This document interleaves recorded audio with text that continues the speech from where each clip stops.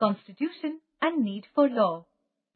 In large societies, where different communities of people live together, rules are formulated through consensus, and in modern countries, this consensus is available in a written form. A written document in which we find such rules is called the Constitution. The Indian Constitution is a legal document which contains basic laws that define the powers and functions of the government.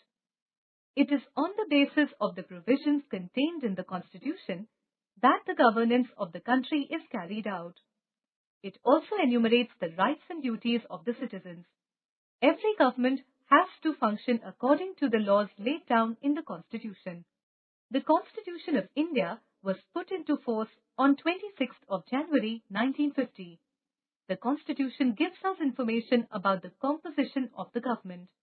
It describes in detail the different organs that comprise the government: the legislature, the executive, and the judiciary. It also specifies how each organ of the government is composed and mentions the functions that it must perform. At the same time, it protects people from any injustice of the state by imposing certain limitations on the powers of the government. So, it performs dual functions of regulating the government as well as safeguarding the rights of the citizens. Trivia: the Constitution, in its current form, consists of a preamble, 22 parts containing 448 articles, 12 schedules, 5 appendices, and 94 amendments to date. The need for law.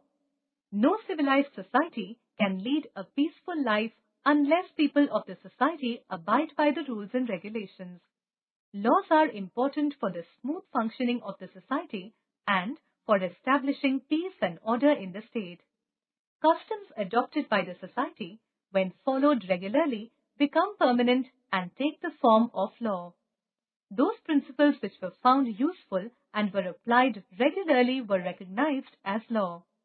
But if you look around, you will notice that there are many people who suffer due to certain unjust social practices such as caste system and untouchability.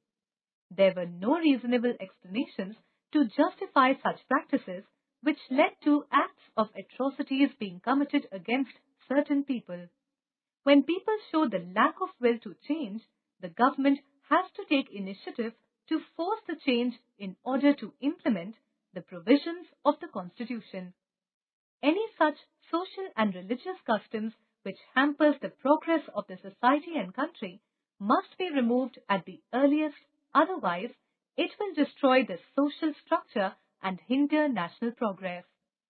To curb the evil practices of giving and taking dowry during marriages, the Dowry Prohibition Act 1961 was passed.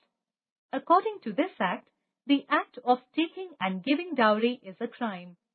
Anyone who is found guilty is to be fined and imprisoned for a period of not less than 5 years.